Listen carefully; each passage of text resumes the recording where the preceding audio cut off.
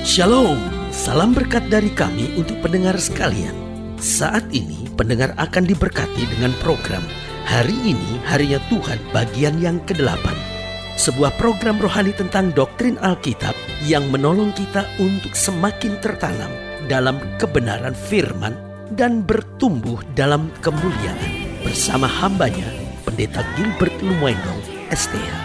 Banyak orang merasa doktrin Alkitab sebagai sesuatu yang membingungkan. Tetapi tahukah saudara bahwa doktrin Alkitab intinya adalah memahami Alkitab dengan benar, dengan pemahaman yang sistematis, sehingga kita terus dapat tertanam di dalam kebenaran firman, sehingga kita terus bertumbuh di dalam kemuliaan Allah. Buka hati saudara sekalian untuk menerima berkat-berkat firman-Nya hari ini. Kalau kita bicara tentang domba, maka yang timbul dalam pikiran kita adalah seekor binatang yang tidak memiliki taring, tidak memiliki cakar, tidak memiliki sesuatu untuk melawan musuh yang menyerang dia. Seekor binatang yang mungkin kelihatannya tak berdaya menghadapi musuh, lalu dengan bulu yang tebal, berjalan dengan beban yang berat. Tetapi saudaraku yang kasih dalam Tuhan, domba yang kelihatannya tidak mempunyai sesuatu untuk mempertahankan diri, sesuatu untuk melawan musuh, tetapi domba ini selalu digambarkan sebagai seekor binatang yang sangat lemah, tetapi sekaligus taat kepada pemimpinnya, taat kepada gembalanya. Nah, saudaraku yang kasih dalam Tuhan, tahukah kita bahwa kita adalah domba-dombanya Tuhan? Bahkan Alkitab berkata, kamu aku utus seperti domba di tengah serigala. Kalau kita melihat betapa kita harus diam, betapa kita harus berserah, betapa kita harus tenang, betapa kita harus belajar mempercayai gembala kita sebagai seekor domba di tengah-tengah serigala. Saya pikir ini memang mungkin tanggung jawab yang tidak berat. Ini mungkin tanggung jawab yang buat sebagian kita ya sederhana, harus menjadi domba. Tetapi waktu kita sadari di tengah-tengah serigala yang buas harus menjadi domba, ini menjadi tanggung jawab yang berat.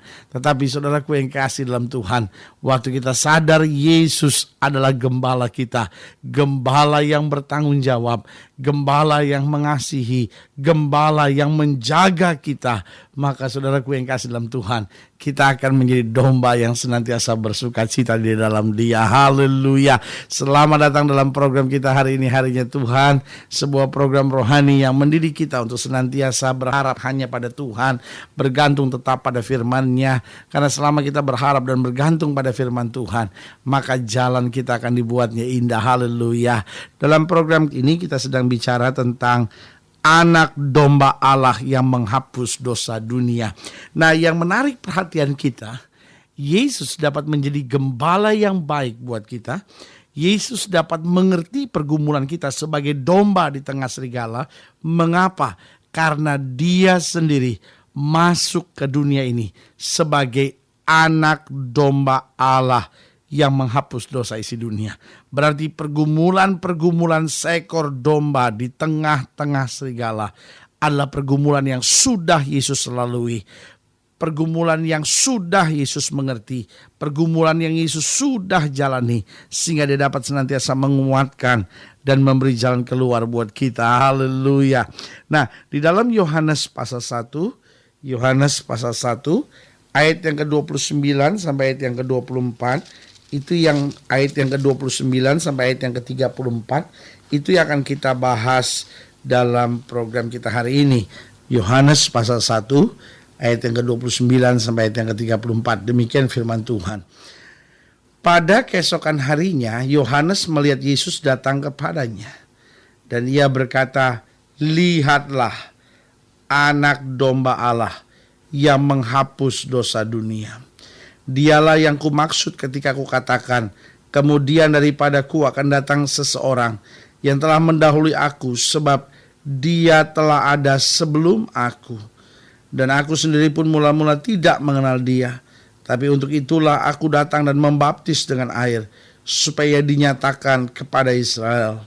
Dan Yohanes memberi kesaksian, katanya, Aku telah melihat roh turun dari langit seperti merpati dan ia tinggal di atasnya. Dan aku pun tidak mengenalnya, tetapi dia yang mengutus aku untuk membaptis dengan air telah berfirman kepadaku, jikalau engkau melihat roh itu turun ke atas seseorang dan tinggal di atasnya, dialah itu orang yang membaptis dengan Roh Kudus. Dan aku telah melihatnya dan memberi kesaksian, ia inilah anak Allah. Saudaraku yang kasih dalam Tuhan, dengan tegas ketika pertama kali Yohanes Pembaptis melihat keadaan Yesus, dia berkata, inilah anak domba Allah yang menghapus dosa dunia. Nah, saudaraku yang kasih dalam Tuhan, lalu pelajaran apakah yang bisa kita ambil dari ungkapan Yohanes Pembaptis bahwa Yesus adalah anak domba Allah yang menghapus dosa dunia? Pelajaran apa yang bisa kita ambil dari perikop dari ayat yang 29 sampai 34 ini? Mengapa Yesus harus menjadi anak domba Allah yang menghapus dosa dunia? Yang pertama saya pelajari, mengapa Yesus harus menjadi anak domba Allah. Pelajaran apa yang bisa kita ambil dari perikop ini? Yang pertama, bahwa tidak ada penebusan tanpa pencurahan darah. Tidak ada pengampunan dosa, tidak ada penebusan dosa tanpa pencurahan darah. Karena itu dalam zaman perjanjian lama, maka setahun sekali orang-orang percaya harus membawa korban di hadapan Tuhan. Binatang disembelih, darahnya dicurahkan. Dan mereka percaya bahwa darah ini bisa menutupi dosa mereka. Memang darah binatang dapat menutupi dosa. Tetapi saudaraku yang kasih dalam Tuhan, waktu Yesus sebagai anak domba Allah yang begitu dihinakan, yang begitu disengsarakan, Alkitab berkata wajahnya tidak serupa anak manusia lagi, tubuhnya tidak bisa dikenali lagi, tetapi dia tanggung semuanya bagi dosa kita. Nah, saudaraku yang kasih dalam Tuhan, jadi jelas di sini mau diingatkan buat kita, Yesus mau menjadi domba Allah supaya apa? Supaya bukan hanya bisa menutupi dosa kita, karena memang tidak ada penebusan dosa tanpa pencurahan darah. Berarti waktu darah telah tercurah, saudaraku yang kasih dalam Tuhan, kita bukan hanya ditutupi dari dosa-dosa kita, tetapi dosa kita disucikan. Haleluya. Orang-orang yang beragama mendengar guru-guru agama berkata, jangan kamu berbuat dosa, jangan kamu berbuat dosa. Sebab kalau kamu berbuat dosa, ada hukuman, ada pukulan, ada kutuk dari Tuhan menimpa hidup kamu. Tetapi saudaraku yang kasih dalam Tuhan, sebagai orang percaya kita bangga, kita bersyukur. Yesus telah naik dari kayu salib. Yesus telah menjadi anak domba Allah yang menghapus dosa isi dunia, sehingga kita yang percaya kepadanya tidak lagi harus melalui penghukuman, tetapi ada pengampunan yang luar biasa yang dikerjakan. Sehingga setiap mereka yang mau menerima Yesus sebagai Tuhan dan Juru Selamat, setiap mereka yang membiarkan Yesus masuk dan menguasai hidupnya, maka dia akan memiliki sebuah kehormatan yang luar biasa. Bukan hanya dosanya yang ditutupi, tetapi dosanya disucikan, dibasuh oleh darahnya. Yang kedua, pelajaran yang bisa kita ambil bahwa Yesus adalah domba yang suci. Mengapa dia bisa menjadi anak domba Allah satu kali untuk selama-lamanya? Karena darah binatang setiap tahun harus dipersembahkan, setiap tahun harus dipersembahkan. Tetapi saudaraku yang kasih dalam Tuhan, Yesus tak bercacat celah, sehingga waktu darahnya mengalir satu kali cukup untuk selama-lamanya. Berarti orang percaya datang kepada Bapa bukan lagi dengan kekuatan dan kemampuannya, tapi kita datang dengan darah yang tertumpah. Itu sebabnya waktu kita menerima perjamuan suci, kita angkat roti, kita angkat anggur, dan dari hati kita percaya bahwa roti ini adalah tubuh Kristus, anggur ini adalah darah Kristus yang ditumpahkan buat kita. Sehingga Yesus adalah domba yang suci, yang terpecah, tetapi sekaligus memberi jaminan yang kuat buat kita. Dan yang ketiga, yang terakhir, pelajaran apa yang bisa kita ambil dari kalimat Yohanes Pembaptis yang berkata, ini anak domba Allah yang menghapus dosa manusia. Dari perikop ini kita bisa belajar bahwa yang ketiga, bahwa dalam Yesus sorga itu pasti. Saudaraku yang kasih dalam Tuhan, kalau kita tahu dalam Yesus sorga itu pasti, berarti kita tahu segala sesuatunya sudah Yesus tanggung buat kita.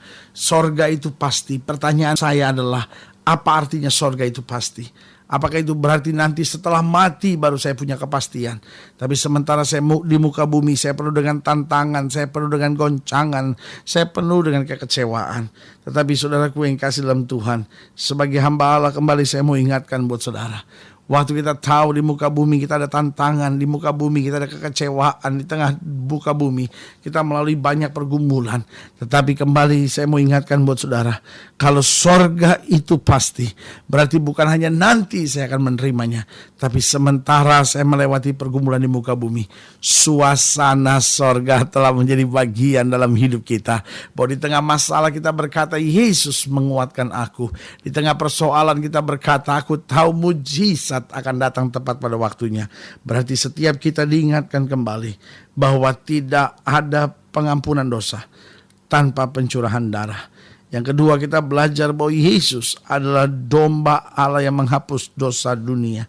Dan yang ketiga, bahwa dalam Yesus sorga itu pasti. Nah, kalau kita bicara sorga bukan bicara nanti, tapi sementara kita di muka bumi, suasana sorga itu telah kita rasakan. Haleluya. Nah, saudaraku yang kasih dalam Tuhan, jika saudara ingin dilayani lebih jauh, hubungi kami melalui telepon, hubungi kami melalui surat, kunjungi website kami. Karena kami ada untuk membawa Bapak Ibu Saudara senantiasa lebih dekat pada Tuhan, mengalami kasih kuasa mujizat yang luar biasa. Haleluya. Melalui program ini juga kami mau berdoa buat setiap saudara yang sakit, setiap saudara yang berbeban berat, setiap saudara yang ingin didoakan, setiap saudara yang gak punya kepastian tentang keselamatan. Lalu saudara mau mengundang Yesus sebagai Tuhan dan Juru Selamat. Saudara ingin suasana sorga ada dalam hidup saudara. Saudara boleh taruh tangan kanan saudara di dada dan kita doa. Bapa, dalam nama Yesus, hamba doa buat yang sakit, hamba doa buat yang berbeban berat, hamba doa buat setiap mereka yang sedang menghadapi kesulitan. Setiap pendengar sekalian hamba doakan di dalam nama Yesus, Tuhan jamah rumah tangganya dipulihkan, masa mudanya diberkati, kehidupan mereka boleh senantiasa melihat kemuliaan Tuhan, karena Engkau Allah yang dahsyat dan luar biasa. Di dalam nama Yesus kami berdoa. Haleluya. Amin, amin, amin. Saudaraku yang kasih dalam Tuhan, kita sudah doa. Imani apa yang kita doakan, karena Tuhan tidak pernah lalai menepati janjinya. Inilah saatnya buat kita untuk bangkit beriman dan percaya. Dan katakan dengan iman, aku cakap menanggung segala perkara di dalam Yesus yang memberi kekuatan bagiku. Doa kami menyertai saudara. Sampai berjumpa pada program berikut. Tetap jadikan Tuhan yang paling utama dalam hidup kita. Karena selama kita jadikan Tuhan yang paling utama dalam hidup kita, tidak akan kita turun tapi diangkat naik, tidak akan menjadi ekor, dipimpin kita menjadi kepala. Haleluya. Doa kami menyertai saudara sampai berjumpa pada program berikut, dan jangan lupa jadikan hari ini harinya Tuhan. Haleluya.